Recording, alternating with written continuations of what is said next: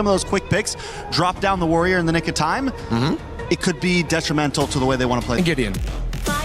Thanks so much. It's going to be a good day here today because we're all hoping that this is not going to be a one-sided battle. We need to see a repeat of game number 1 where both sides are basically turning this MOBA into a fighting game as we jump into game number 2. Team Falcons PH on the blue side, facing off against Team Vitality on the red side. And let's go through this composition because again, that Vexana last pick actually is pretty genius here. So good at like just not only peeling off, but becoming a legitimate threat to the front lines. Like Olwyn, at a certain point, will not be able to take that kind of damage from Moreno. And it's like adding an additional front line to your lineup in general, which I feel would work out really well for them, but that's multiple pull yourself together. So many. And now, instant evade here. Oh, Fork Lightning, stunning multiple members, but Kyle, unfortunately, had to be the first one to go down in this fight. A not so good start for Falcons, but they traded out with the Roamer, which I don't think makes it any better. It does make it any... can somebody punish this? Yep, there we go. Haji goes down and Moreno survives as Ego challenges it. No problem. Full faith that the rest of the team... I mean, Moreno got the last pick. He was ready to give that kill over and trade his life for Nile. Like, he did not care at all. He has done his job, and he knows he's going to do it again and again and again. Okay, that looked really good with Fork Lightning just catching multiple members too, though, but I guess you have to really pay attention to this being a Belleric and you just potentially being caught again. If Moreno went down here, I feel like that would somewhat equalize things a bit, but the fact that he didn't, I really feel like Vitality got the better out of that. But also, I feel like in terms of compositions, I also want to point out how at least with the Akai pick, they kind of forced out the Purify from Emma. So that might make things a bit better for Falcons too when it comes to the team fights later on. And that was something that I was trying to figure out, right? I was talking to you telling like, man, how do we force this Ballista to actually take the Purify? I think Olwyn has got a pretty good answer to that. Falcons already have this first position and I don't see it happening as bot side is getting attacked. Yep, Super Marco looking like the target here. Doesn't have the ultimate yet, but he doesn't need it anyway and will survive. Just had to burn the flicker nonetheless, but at least he didn't have to go down with that attempt. Yep, all he lost was his flicker. He still doesn't lose out too much. And even you can see Emon making sure he's doing his due diligence, throwing muddles into tri-brushes to open up that side of the map for him, just in case anything... Well, that was a Daytona's welcome. Oh, on to Shogun, and with the help of Kyle, they actually pick up the kill. So this is a different approach to the combos that we saw from Vitality. It's a Barrett and a Fanny working together now. But I do think it was interesting, right? They already knew that it was going to be Barrett playing into Shogun at this stage of the game, right? And I think the only way that Shogun actually has any chance in this lane is hitting and trading really well against Flap before he gets the stacks. Once he's gotten to that enraged Dino form and he can start doing the stomps in the middle of the wave, he will out-sustain Shogun until Shogun gets that enchanted talisman. Yeah, he didn't have the Purify at that point too, right? You're right. So yes. There was just no way to really get out of it, and he had to accept his fate right there.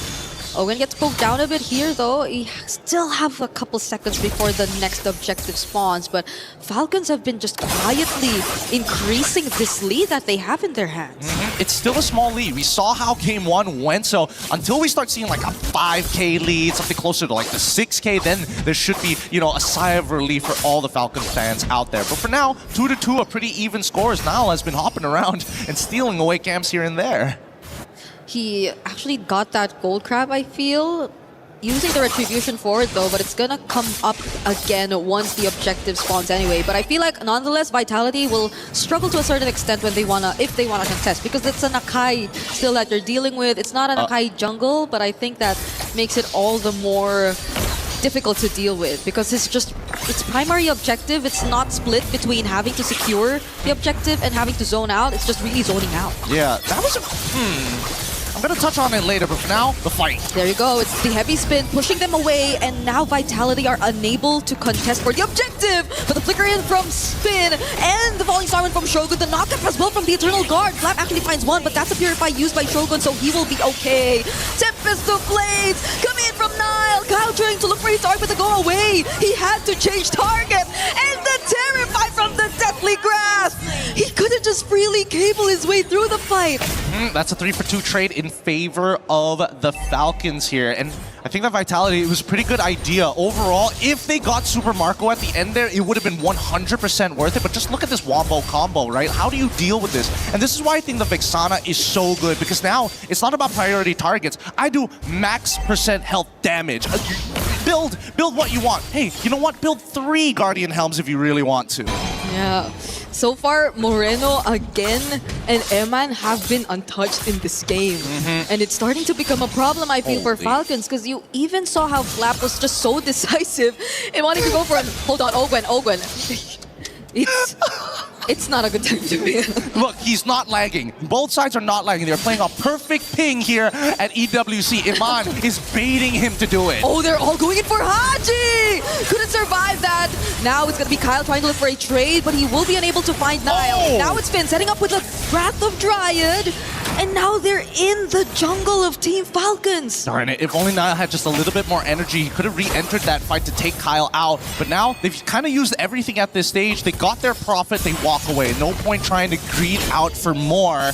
And I think the Falcons this time, they need to kind of break the battle lines. I think instead of Flap having to target some of the other characters here, I think he might need to just jump on Moreno. But I want him to go for Iman at the same time. It's just a tough call. You really have to think hard about who your target is going to be, because it's very single target. And Haji has just not been able to have the same free time as Moreno in this game. In the series, at least. Yeah. Moreno has been too free. The way that they've been linking together with Finn has been such phenomenal performance from Vitality so far.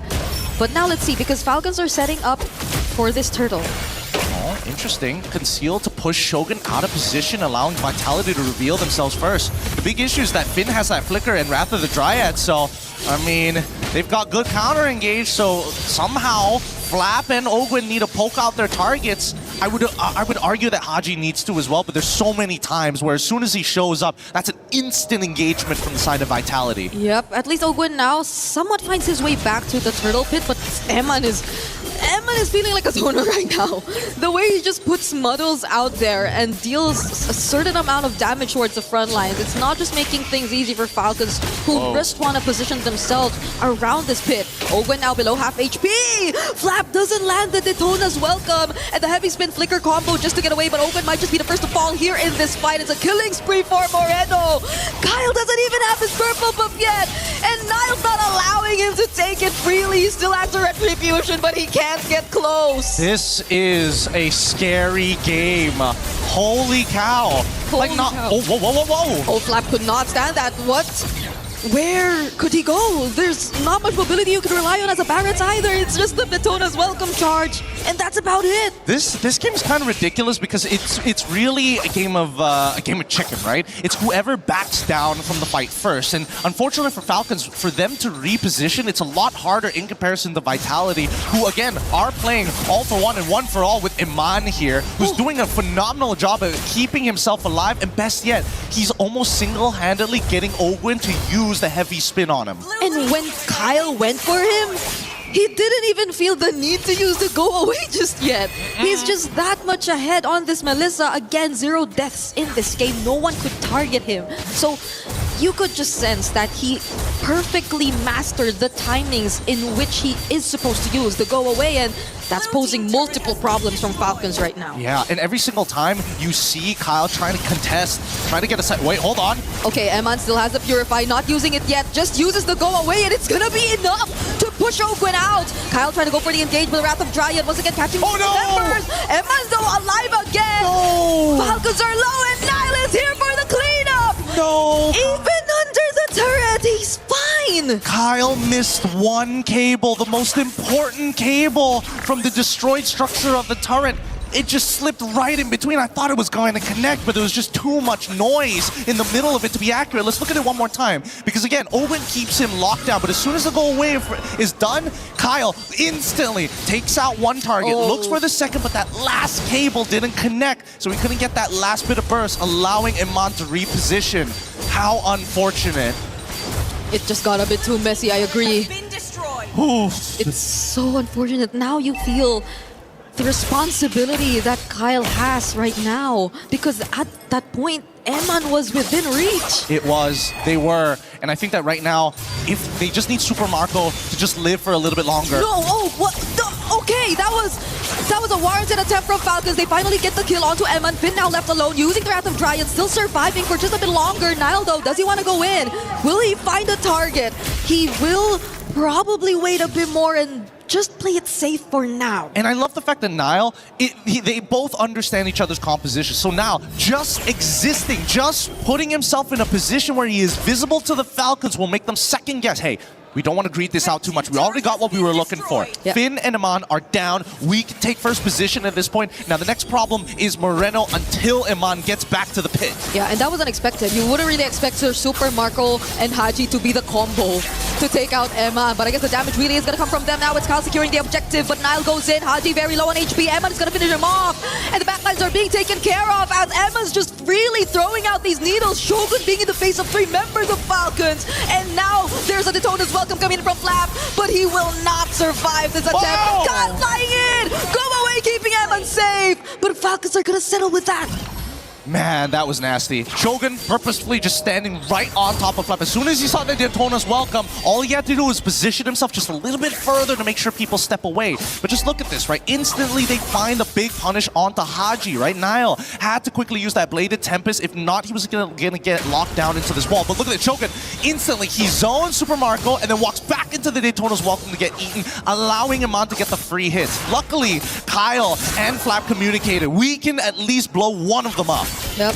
Now it's a Blade of Despair pickup for Nile, as well as Moreno gets a Blood Wings. Falcons are going to utilize this Lord to at least equalize and get a bit more map control, though. Stolen. Nice.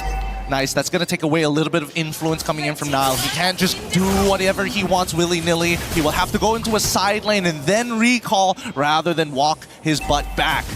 But you know, considering everything and considering game number 1, Vitality have shown that they are great on the defense, right? They pulled the lead back onto their side, and now they're just handing it back over to Falcons until the next Lord's fight. Yep, they have a lot of ways to deal with a player, honestly. It's a Vexana, it's a Melissa, and you just really can walk up front knowing that they have muddles, knowing that they have a potential Eternal Guard dropping down on you at any moment. So they will somehow still be able to deal with the Lord, and this is still a very small lead that you're seeing 12 minutes into the game. So I feel like even Falcons at this point would be very careful and would not really assume that they're in a complete advantage just yet. I think, honestly, they recognize that they're actually at a disadvantage until Haji is able to close the distance onto Iman and one-shot him. I don't see this game going the way that they want to, because even for Super Marco, right, his damage is, yes, great against structures, against heroes, sure, it's fine, but the big issue is that he's running Sky Piercer. He's the big finisher. He cannot keep up with the hard DPS that's being pumped out of Iman like an absolute sweatshop factory. He's getting kicks out for everybody. Yeah, Emma right now, it's great that Falcons had found a way to deal with him, but it's only been that one instance up top. Other than that, let's see how they deal with it this time. That's the ultimate already coming out from Haji. Vitality are still going to be okay though. Kyle trying to fly over the other members, but Moreno, did you see that? He was just like walking, avoiding the cables. Not even much reaction coming out of Moreno in that sequence. Yeah, does Nile have his purple buff? Because I saw Haji throwing out his ultimate like, you know, his life depended on it. Luckily, Nile does actually have his purple buff, so good. At least we know that Haji, he's willing to throw his ult out. It's pretty short cooldown at this stage of the game, and I think this next Lord spawn, it's a make it or break it for either side. They're dead even in gold. Majority of the outer turrets have been destroyed. It is a very awkward parallel between the two. I'm so not used to seeing this small of a lead already 30 minutes into this game. It's literally insignificant. It's so close between Team Falcons and Team Vitality right now. Both junglers on the opposite sides, but it's just going to be recall for now. Now it's about, I think it's the macro, right? Yep. At this point, it's how do you get under and how do you figure out a good timing? And I think that both Vitality and Falcons, they're junglers, right? They're not showing themselves on the side lanes. And Vitality have at least a huge advantage when it comes down to poking them out. Because every single time, right? Ogun walks up, Iman instantly throws out Muddles. Yep. Waits for the cooldown, rinse and repeat. Watch out for Haji though. They gotta watch out for Haji. They gotta check where he is. Oh, he doesn't know. They have no idea now. Wait, is Finn gonna double check it? He might. Okay, they still don't know. Oh. Because I don't think it hit. I don't think the first still connected. And it doesn't reveal the entire bushes until it connects onto somebody. You're absolutely right with that. But Niall finally gets the endless battle and his position. Oh my goodness. Oh my goodness. Hey, Finn, you're walking straight into something. Okay, now they spot Haji. Eman is gonna be fully aware that Haji will be positioned at that spot, but it is gonna be a quick reposition. Falcons are really trying to play around this glass cannon pick of potential for Haji. Yeah, they're trying to like slowly slot him into that backline, and Kylan as well as Niall. Oh, good stuff coming in from Niall, instantly revealing him, and now Vitality should have a little bit more confidence to start walking back up into that first position again, and maybe set up a slow push down on bot side. Yeah, but it's Haji. It's Haji and Ogwen walking up top to support! Kyle, did they kill and take down Niall? Vitality might want to commit to this fight here in the Lord Pit, though. It's a flicker from Flap, gets cancelled out real quick. The knocker from the Eternal Guard and the heavy spin from Ogwen. Flap is gonna be traded out. Ogwen looking like the next target, but Vitality have to play it safe. Kyle is within the area. Ooh, nice movement coming on from Aman. Kyle was thinking for half a second, if he keeps running away, maybe I go for the chase. I saw the stun get thrown out. I saw the taunt get thrown out. And more importantly, wait a minute, the Wrath of the Dryads has come back off of cooldown, right? Finn has been holding it for the longest time. And even though they don't have their retribution for the next 7 seconds, they're trying to make sure that Falcons, hey, you're going to fight on our terms, on our turf. Okay, they're starting this. Niall's gonna be back. He's going to be back real quick. Ogwen now facing the damage, already below half HP. Haji already using the ultimate. Kyle showing up behind, but they're just going for the Lord! Kyle! He's shut down by Niall! This game, the conceal. Wait, Finn, he might flicker for this, but now underneath their own inhibitor, that conceal is going to keep them safe. The trades have been beautiful from both sides. What a tight game this is, and really just showing the extent of Melissa. She can sustain underneath the Lord, no problem. Throws out Muddles. She can not only kill the Lord, but also poke out Ogwen at the same time. And deal with Kyle. It's crazy to think how Eman is able to do this on a Melissa. One man, 3 problems solved. Now they're taking one base turret down bottom, and they still have the Lord marching in the base. That's an immortality pickup for Finn. They're getting poked down. Oh, the Daytona's welcome not connecting. Flap now getting knocked up and taunted as well. He's already very, very low. But Niall, he gets caught. Eman just trying to deal with the base turret for now, but they don't have any minions left. Another Eternal Guard and a wave coming in mid. Yeah, but they have nothing to worry about as Ogwen tries to pull them away, forcing out at least one flicker. Oh, no, turn around! A flicker from Finn to set the Wrath of Dryad in place. And it's only Kyle, Haji, and Ogwen left to defend, but can they? They're approaching the base. They have minions left. It's a like flicker from Haji, but Eman, he's still alive! And the defense is successful from Falcons. Haji, despite all the damage thrown into his face, manages to hold on. There's one more wave though. Kyle, he's gonna have to pull it somehow. Eman got his HP back, but does Kyle finish off the kill? He had a bit of nature. He couldn't, and another muddle set up. Haji finds Shogun, but the heavy spin to push the minions out. Can they do this time? Come on, Iman! It takes out Immortality purchase with a Haas Claw. He's going to be able to sustain. Finally, this might be a Super Marco. Doesn't make it in time. And there you have it.